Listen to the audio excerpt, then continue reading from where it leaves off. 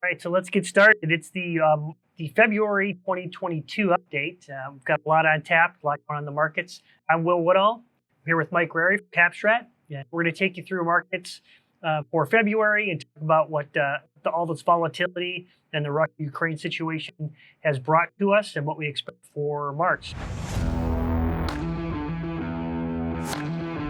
Let's start out looking at the bongo board for February and go through the returns. We'll take a look here at asset class returns. Starting furthest to the left column, MTD month to date. That's just for the month of February. So the S&P 500 down almost 3%, bringing its year-to-date returns negative 8%. Small caps catching a bit in February, actually up 1%. So bringing their year-to-date returns roughly in line with large caps. What the broad indices don't show is the detail by style, value versus growth. Year-to-date has definitely been a story where value stocks holding much better amid the market volatility than growth stocks.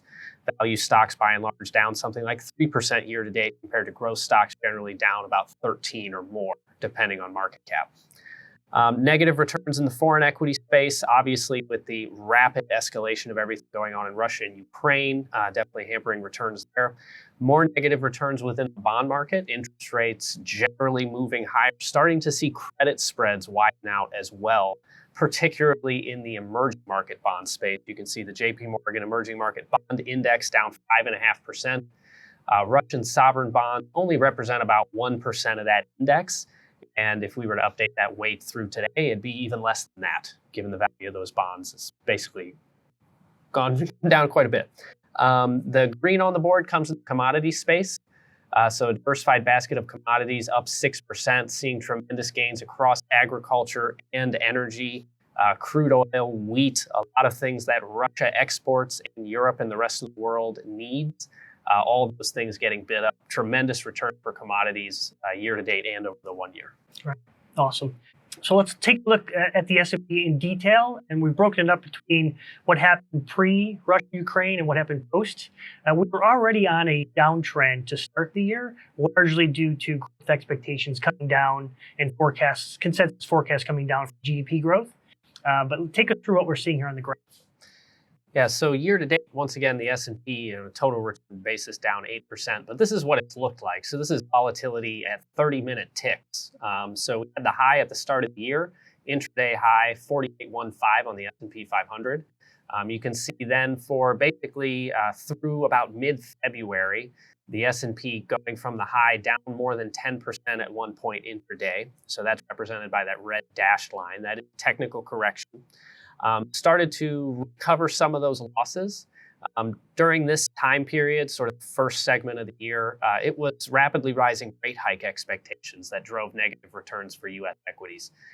The number of Fed funds rate hikes that were expected by the market went from 3 this year to 6.5 during this time period. And you can see their value stocks really outperforming growth stocks. Then it was the next leg of the downturn. So the market was, struggling to regain footing, and then we had this escalation of the Russia-Ukraine situation and obviously the invasion. And then we fell even deeper into technical correction territory on an intraday basis, getting as low as 41.62 on the S&P 500 early that Thursday morning following the invasion. But then massive reversal day of following the invasion, and then also on that Friday. And you can see during the second time period, small caps doing reasonably well. Showing in some ways that the market knows that Russia and Ukraine have little direct impact on the U.S. economy.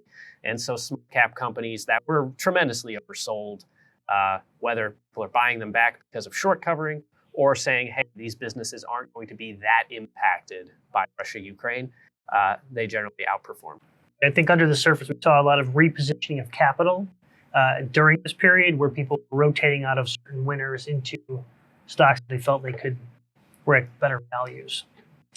So if we talk about Russia, and specifically, there's a few charts we have here to sort of give context to the impact that they're having on our markets and really what we should be thinking about and what going forward, what they'll have as far as impact on our markets. Yeah. The first one we'll look at is just looking at the Russian ruble. So that's the red line versus crude oil on the black line. And we're using this chart to show the severe financial and potentially economic impacts of the sanctions that have been levied on Russia by the G7 and a lot of other countries.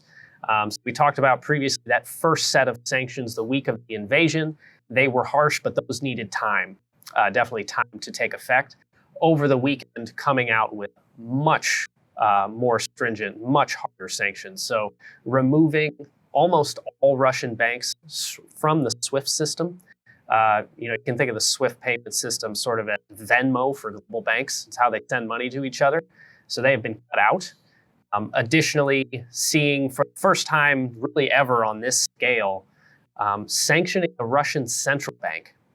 Right. And so the ruble in an absolute free fall based on these sanctions. So important to note, coming into this invasion, one of the things Russia or Putin thought he had going for him was he had about almost $700 billion worth of foreign exchange reserves, basically the war chest. Right. These are high-quality bonds and other liquid assets held at banks across the world that on a rainy day or an invasion or when you get cut out of the global economy, you can sell these things to fund your economy.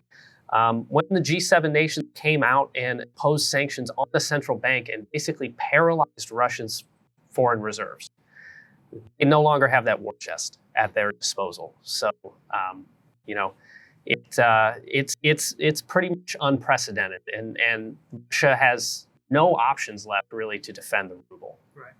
We saw a huge spike in Bitcoin because some of this. Maybe explain why we saw that big spike, perhaps. Yeah, there are a number of wealthy folks in Russia that cannot transact, cannot liquidate their assets, and this just reinforces the idea that anybody who owns U.S. dollars outside of the U.S. is potentially at risk of us sanctioning those dollars. Same thing with euro and yen. So, sort of a libertarian movement, no counterparties. I want to hold my wealth in something that is unregulated. That would be Bitcoin. Yeah. Let's turn to the Russian share of the global economy and where the impact really is and where it really isn't. Right.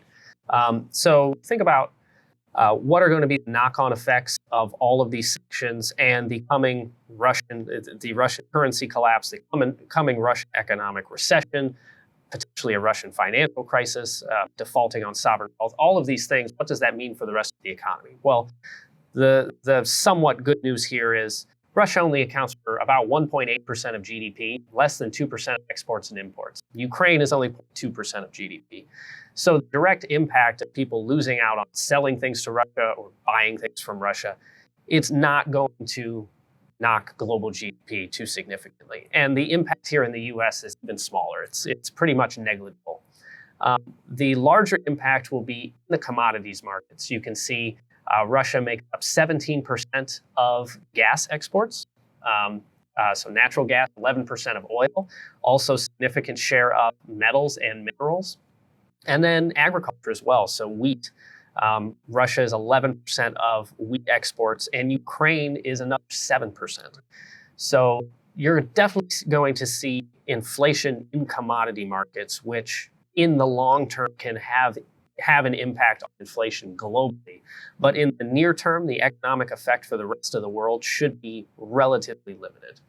However, in the near term, which is important, as we in the U.S. are sitting here on the precipice of rate hikes and inflation perhaps not coming down as fast now as you might expect, how will this impact the inflation fight we have here? And how much of it is in Europe? Because Europe already come out and said no more rate hikes, basically. Yeah, it's very interesting because near term, there is an economic uncertainty aspect of this, a market uncertainty aspect of it, certainly geopolitical risk. So all these things are causing central banks to be a bit more cautious in the near term. But long term, this invasion could definitely be inflationary. It could cause the path of inflation to be higher. And so long term, it could cause central banks to have to take a more aggressive approach later on. And so we see that start to play out in the next slide. So looking here, these are Fed rate hike expectations. You can see right around February 14th, we got to the market expecting 6.5 rate hikes in 2022. And now we're looking at more like 5 rate hikes in 2022. And this is no doubt due to the Russia-Ukraine conflict. Mm-hmm. Yep. And in terms of rate hikes' impact on growth, inflation's impact on growth, how do these things impact GDP growth in the U.S.? Well, 5 rate hikes, in our view, in 2022 is still enough to start to negatively impact growth. 6.5 obviously would be worse, but 5 is enough. The impact of rate hikes on economic growth, there is typically a lag in terms of direct economic effect. They impact markets much more quickly. So you would look at this and say, all right, this year, maybe not as adverse of an impact on markets from rate hikes if the Fed only hikes 5 times. But if they just have to hike more next year, and they're already doing enough to slow economic growth, they will still be hiking into slowing economic growth. Which is historically, 100% of the time, never been good for markets as they're hiking into growth. And they're sort of between a rock and a hard place now because they've sort of laid this out, and inflation is potentially going to remain higher for a while. So a lot's going to matter in 2 weeks, I think 2 weeks from now, when we hear from the Fed on this issue.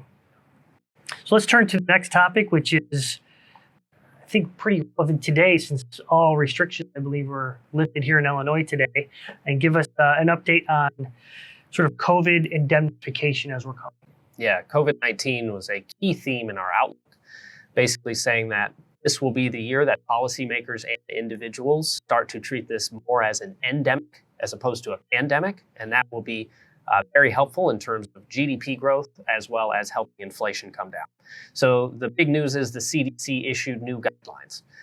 So what we're looking at here, this is the CDC's prior guidelines they've issued in order to determine if your county has high community transmission.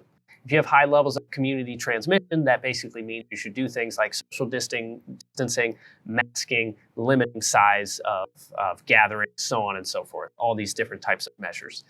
Under the CDC's old guidelines, which considered 2 factors, case counts and test positivity rates, if those guidelines were being applied right now, 73% of counties in the U.S. would be considered high community transmission. This doesn't mean a whole lot for many counties because they've already stopped following CDC guidelines a long time ago and have already gone away with all types of measures. But you can see the dramatic difference looking at the exact same data. So this is the exact same COVID data in terms of case counts, hospitalizations, and deaths. But with the CDC's new guidelines, which not only consider case counts, but also consider COVID-19 hospital admissions and ICU bed capacity. So these are in effect now. Overnight, you go from over 70% of counties have high transmission to now only 37. So, we've heard a lot. Oh, well, I remember last year when the mask mandate went away, and that was short-lived and just came back. This is different. It is different this time. Last time, case counts came down, and we all got to take our masks off in Illinois. This time, the guidelines have changed. The CDC is treating this more like an endemic because of the high levels of immunity, and we need to get on with our lives. So different reaction function. Hopefully, we will see the end of COVID-19 for quite some time, perhaps ever.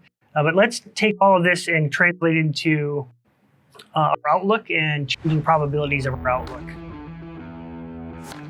Let's first start with our bear case, which is gaining in probability. Right. The bear case started out the year at a 20% probability. If we were to restrike these probabilities, we'd probably take everything out of the bull case, just about, and add it to the bear case. So that would move this somewhere around 40%. And if you look at the key components of the bear case, how the themes play out, inflation runs hotter than expected.